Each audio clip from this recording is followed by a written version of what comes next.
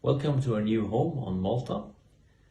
I got a lot of questions. There were actually over 60 questions, so I had to pick a few of those, and a lot of the questions were actually of a very similar nature, more or less about the same thing, so I kind of put them together. And let's see, vinyl and re-releases, a lot of questions about that. Well, I got back the back catalog for all Therion releases up till 2007 this year. So I'm planning a lot of re-releases on CD of the most popular albums. But when it comes to vinyl, we're not only gonna re-release all of them, we are also going to release for the first time ever some vinyls, like Crowning of Atlantis, for instance, that was never released on vinyl. We also plan to release the Beauty in Black EP as a maxi single on vinyl for the first time. So for vinyl lovers, it's gonna be interesting this year. And let's see, tons of questions about booze, mead, wine, and so on.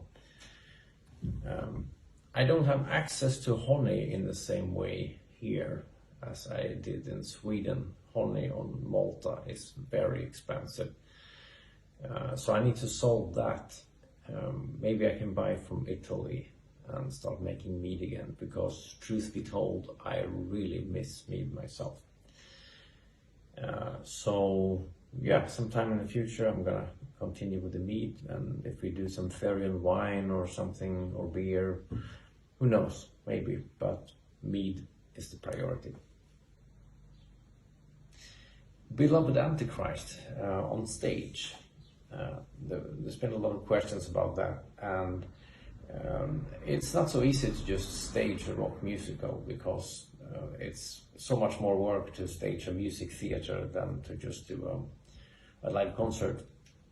But we're working on it, and there has been some delays due to the corona chaos, and now it's crashing a little bit with the new Therion album, which of course has priority. But we're still working on it, and it will be staged at one point for sure, and it seems like it will be staged in Mexico for the first time.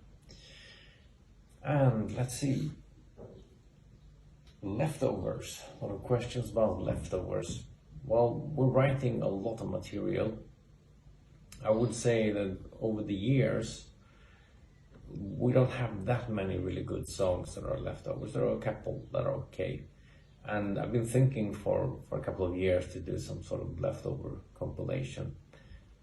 And now with the new record, we are writing an insane amount of material. So I think after the new record, it's gonna be the right time to do some sort of leftover release. And Luciferian Light Orchestra, my 70s side project band. I have, I think, 7 songs or something written for the next album. The problem is time, because Therion obviously is my priority. And once I'm off Therion, I would like to have a little bit of time off as well. But I will definitely make one more record for sure. I need to write a couple of more songs and find the time for it. So there will be a second Luciferian album for sure at some point.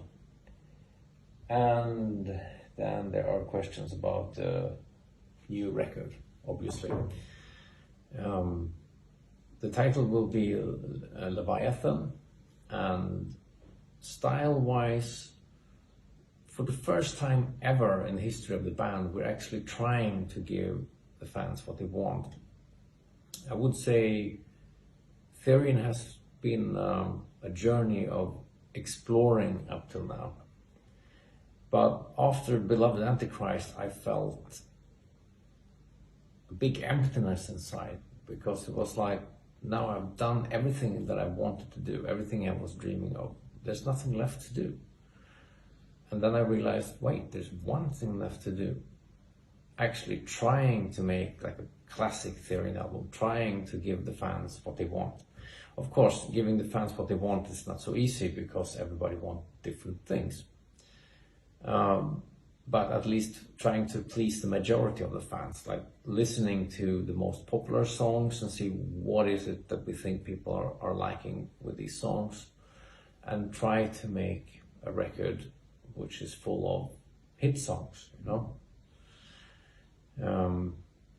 So it will be very catchy, very strong melodies, and yeah, very, very good. And somehow I see Therion now, the second half, you know, after being explorers, I don't have a problem of seeing myself as an entertainer, because I did everything I wanted, and I've been extremely lucky to have been able to support myself, and quite well so, on doing whatever I wanted all these years. So it feels fair to, at least for a while, make some sort of payback, giving fans what they want. I'm sure we're gonna do some crazy, unpredictable album in the future again, but right now we want to do this. And let's see, about the moving to Malta. Well, I don't want to get into political stuff and so on, but there's been a lot of questions about it. And well, I picked Malta because it's warm and nice. It's European Union, so it's just a formality moving here. It's English speaking, so when you get papers from authorities and so on, you don't need a translator. And obviously taxes are pretty beneficial as well. It's a low tax country. At the same time, you have one of the best Medicares in Europe, so you get a lot for your taxes. It has very, very low criminality, the lowest in Europe. Coming from Sweden, where there's a lot of explosions and shootings and very tough organized criminality all the time, it's actually a relief to be in a country where people don't need to lock the cars and feel safe in the streets. It's also a very friendly environment here. It's very conservative in a way, but open-minded in another way. So it seems like they preserve what is good, but they're not closed-minded for the future. So for instance, we have way faster internet here than we had in Sweden, and cheaper actually. And we have better phone coverage, but that maybe has something to do with that we lived in a forest in Sweden, I don't know. Well, in general, it's just a very good country, and I'm very inspired being here also. It has a lot of history. We have pretty much walking distance to the oldest freestanding building on the planet. And you have the history of the knights. You had Malta has been ruled by Italy, the French, Arabs. You know, it has been a lot of big turns in the history of the country. I don't know, it's just a very interesting place to live in. And I hope we will be here for good, but at least we're gonna be here for a very long time. And as a fun thing, can you believe it? We actually drove here with our stuff ourselves. Not once, but twice. We packed a van with a huge trailer with most of our stuff that we didn't want to sell, because when I sold my house in Sweden, the Villa Adelruna, we also left a lot of furniture with it. But with the stuff that we wanted to bring, we filled the van and the trailer 2 times and drove all the way from Sweden over Europe, over the entire Italy, and down over Sicily, and took the ferry to Malta. So it's a 3-day drive each direction. So nobody should blame me for being lazy. And one of the reasons for that was because I have 24 guitars, and I simply didn't trust any company on the planet to transport my treasure of studio equipment, guitars and stuff like that. Right, then we have questions about the music industry, and it has changed quite radically since I started to get involved with music. I would say it's both for good and for bad. The whole thing with streaming, where you basically rent your music instead of buying it, is something I really have a problem with personally relating to. I don't like it. I like to own my music, and it feels more fun to sell a physical thing also. Like a record that people can touch with a booklet and so on, or a vinyl. But it does have its advantages, especially for already established artists like me. Because, like mentioned earlier, I got the rights back for most of the Therion back catalog. And of course I can and I will re-release it physically, but it's a lot of work with that. But digitally, you just upload it to a service, and you have access to, I don't know, is it 55 different streaming and download service places. They of course take a percentage, but basically you don't need a record label anymore for back catalog releases. You need a record label when you release something new because it needs to be promoted. But for a product that has already been established and you just want to continue to sell it, it's actually a dream situation, that you can just upload it and get a little paycheck every month. Okay, and then we have some individual questions left. And one guy asked, would you like to do some reunion concerts with Peter, Oscar and Eric? And the idea actually crossed my mind when we had our 30-year anniversary. But I think it's not a good idea for several reasons. One reason is that if we're gonna do a reunion with death metal, then it wouldn't make sense to have them to play stuff from Lepaka Cliffoth or Symphony Mathis. And Eric even only played on the first album of Darkness. It would make more sense than to make some sort of reunion with all the members from the death metal era and do death metal concerts. But then it would be a whole bunch of people involved, and also I'm not very keen on the idea of singing death metal. It's one thing if it would be one song or two songs at some special concert, but to do a full concert with death metal singing, no, that's what I want to do. I'm too old for that. I'll leave death metal for the youth. And we have another question here. Where in the world do you find the easiest inspiration for writing music?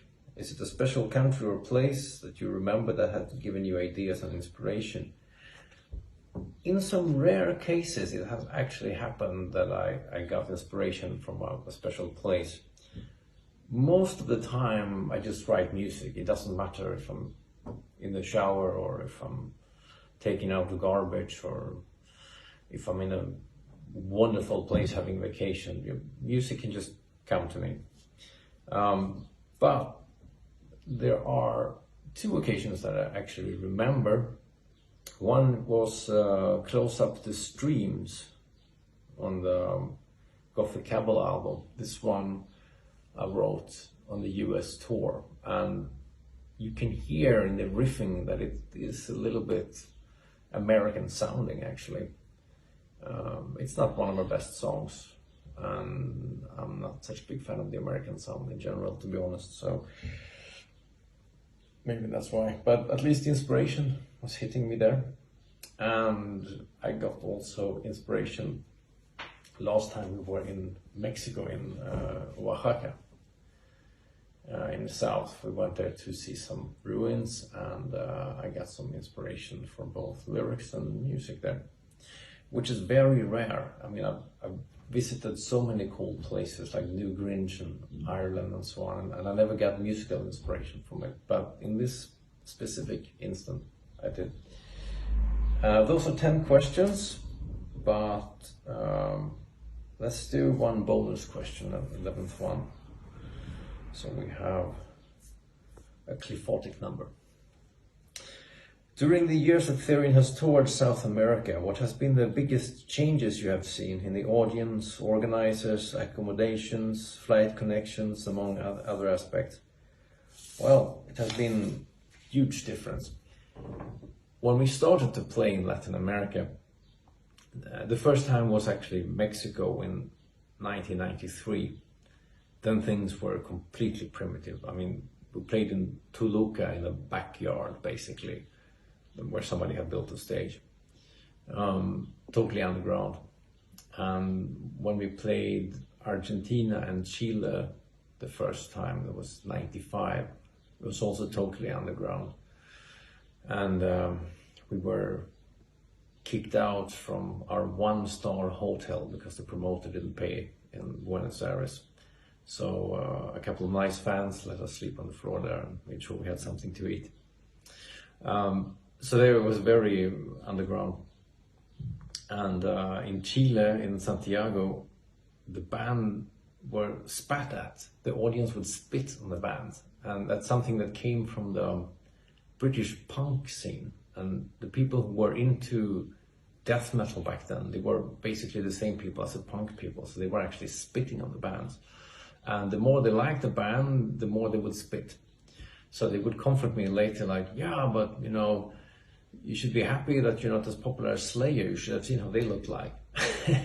So there was a small comfort. We were actually the third band ever to play there. International